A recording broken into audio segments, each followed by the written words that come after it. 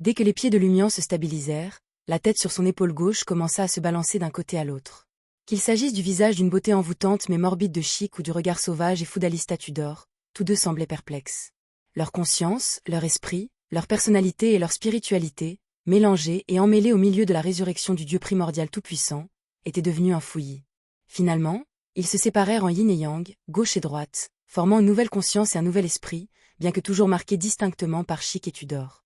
Ceux-ci ont finalement été scellés dans le masque particulier d'or sombre du Dieu tout-puissant primordial encore à complètement ressusciter, permettant uniquement aux instincts de s'infiltrer, chacun affectant le visage respectif.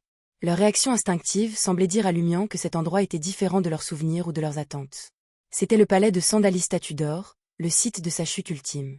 Il aurait dû conserver les restes de la puissance divulguée de divers séphiros, mais il semblait inhabituellement propre, avec seulement des flammes informes brûlant partout et évaporant du puits noir qui coulait perpétuellement mais ne séchait jamais. Avec le sceau rouge sang sur son front dépassant, Lumian s'avança involontairement vers le palais ostentatoire à moitié effondré. En chemin, les flammes informes et incolores se sont séparées pour lui, saluant apparemment le retour de l'empereur de ce royaume, le maître de ce palais. Lumian n'avait qu'à éviter le puits noir dégoulinant alors qu'il retombait au sol. Debout devant l'entrée à moitié effondrée, Lumian avec trois têtes trouva son chemin bloqué par une zone d'obscurité absolue, si sombre que même le concept de profondeur semblait dévoré. Il n'avait d'autre choix que de contourner l'entrée latérale du palais. Claquant sa langue comme s'il se moquait d'Alista Tudor, il marmonna. Utilisant le pouvoir de la cité de la calamité, l'empereur de sang a finalement été tué par la rivière des ténèbres éternelles. Même son cadavre est devenu différent. Parfois, ses forces se repoussent à l'extrême, d'autres fois, ils fusionnent. Et une fois qu'elles fusionnent, cela entraîne l'annihilation, absorbant et neutralisant les pouvoirs restants à proximité des autres séphiros. Votre Majesté l'empereur de sang, envisagez-vous de récupérer votre cadavre? J'ai peur que cela vous ramène dans la rivière des ténèbres éternelles, non, l'anéantissement ultime. S'adressant à lui-même, Lumian se dirigea vers l'entrée latérale du palais. Il avait l'intention d'attendre près du cadavre divin d'Alista Tudor, anticipant l'arrivée de l'ange rouge Médicis. Cet endroit serait idéal pour qu'il puisse combattre dans son état actuel la moitié de ce qu'était autrefois Alista Tudor, mais sans un rang entièrement restauré. Lorsqu'il atteignit l'entrée latérale en ruine, maintenant suffisamment étroite pour se faufiler, Lumian remarqua soudain deux cadavres debout de chaque côté de la porte. Un mâle et une femelle, tous deux brûlés en restes calcinés par des flammes informes, étaient préservés dans leur état de brûlure.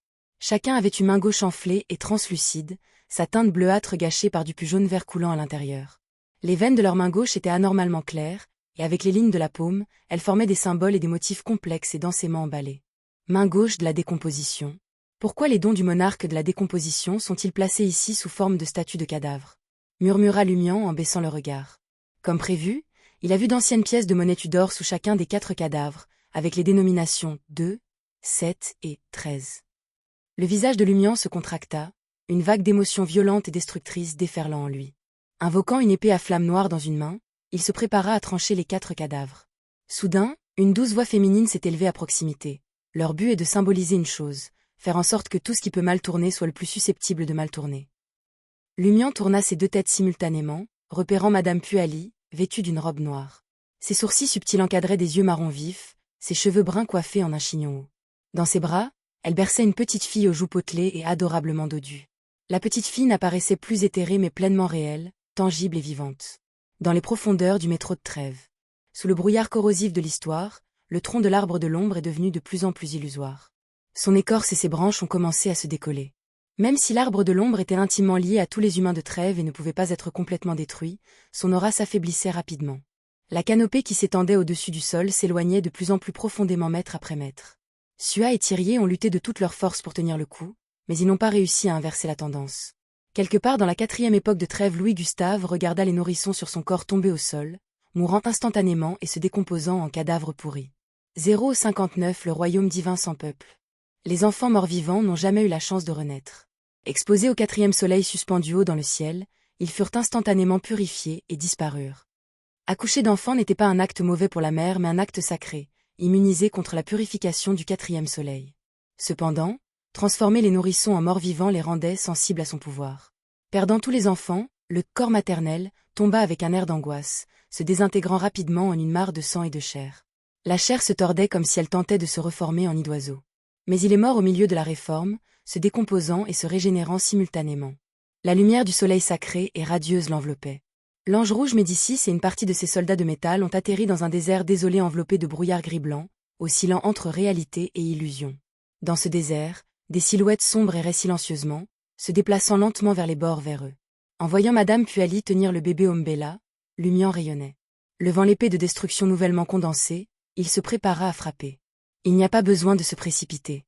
Cela fait un moment que nous n'avons pas eu de conversation, dit doucement Madame Puali. Une étendue de nature sauvage apparut autour d'elle, créant une distance entre elle et Lumian. Son regard se déplaça entre le visage de Lumian et les yeux bien fermés d'Aurore, emplis d'une trace de chagrin. Au milieu des explosions retentissantes, sa silhouette est apparue de l'autre côté de Paramita. Son ton était doux et apaisant. C'est inutile. Umbella est vraiment née. Le résultat attendu est arrivé et rien ne changera maintenant. Sa voix maternelle a calmé la fureur et la folie dans le cœur de Lumian. Arrêtant son attaque, Lumian dit « Umbella ». Il voulait d'abord demander quand Umbella est née, mais une vive douleur dans sa tête lui a apporté un sentiment d'appréhension spirituelle. Au lieu de cela, il a demandé « Dans la ville des rêves, pourquoi n'avez-vous pas, ou plutôt la déesse mère de la dépravation, n'avez-vous pas aidé les djinns célestes? Pourquoi l'avez-vous laissé échouer ?» Madame Puali, berçant l'enfant Umbella, sourit et répondit. Quand je suis entrée dans la ville des rêves, en plus de vouloir vous voir vous et Aurore, je n'avais qu'un seul objectif, agir au nom de la Grande Mère pour éliminer toute chance pour les djinns célestes de renverser la situation si une telle opportunité se présentait. Cependant, vous avez tous fait un excellent travail. Vous ne m'avez pas donné cette chance. Pourquoi? Demanda Lumian en fronçant les sourcils. L'équilibre n'aurait-il pas dû être maintenu? Maintenant son sourire, Madame Puali a répondu. Après l'incident de l'auberge, les pensées de la mère ont changé. Elle souhaitait que le fou l'emporte. De cette façon, le fou commencerait un processus d'opposition et d'intégration simultanée des djinns célestes, tout en hébergeant également le château de Séphira. Un tel processus serait difficile à perturber. Et face à une autre crise, même si le fou voulait abandonner et tout remettre aux djinns célestes, ou si le djinn céleste voulait faire des compromis et aider le fou à contrôler le château de Séphira, l'état résultant ne serait pas facilement brisé ou modifié. Cela prendrait beaucoup de temps. Avant qu'un tel état puisse changer complètement, le pouvoir du Seigneur des Mystères serait au mieux comparable à celui de Grisha Adam pendant le projet Vortex. Et même y parvenir nécessiterait la pleine coopération des djinns célestes. Quelles que soient les capacités employées par un tel Seigneur des Mystères, il lui est impossible de franchir la barrière formée par le Créateur en miroir dans un court laps de temps. Il ne peut pas empêcher ce qui va arriver. La mère attendait cela depuis longtemps. Lumian se souvint des événements qui venaient de se produire et réalisa soudain que les événements majeurs de la nuit étaient loin d'être terminés. En riant, il dit « Alors, même vous ne faites pas confiance aux djinns célestes pour honorer ses promesses après votre réveil complet. » Personne ne ferait confiance à un grand ancien qui symbolise la tromperie, répondit doucement Madame Puali, berçant le bébé dans ses bras comme pour convaincre Umbella de se rendormir. Lumian jeta un coup d'œil à Umbella et demanda « Quand est-elle vraiment née? Et qu'apportera sa naissance ?» Avec un doux sourire, Madame Puali a répondu, après avoir été entraînée dans le monde spécial du miroir. Elle a expliqué avec un sourire « Calamity doit rester loin de la mer. Mais as-tu déjà pensé que tu n'es pas la calamité, mais la mère, celle qui a donné naissance à Umbella? La grande terreur dans le monde miroir spécial est venue de la fusion des deux voies de la calamité, donc elle symbolise naturellement la calamité. » Lumian comprit soudain le vrai sens de la révélation de Monsieur Foule. C'était un destin que même les grandes existences ne pouvaient pas pleinement saisir. Madame Puali regarda Aurore avec nostalgie, soupira et dit « C'est une interprétation. Mais il y a une raison plus profonde. » Elle se tourna vers Lumian, ses yeux marrons profonds, et lui demanda « As-tu remarqué? Les jumeaux de Tudor et Chic sont aussi un garçon et une fille, une sœur aînée et un frère cadet. Une sœur aînée et un frère cadet.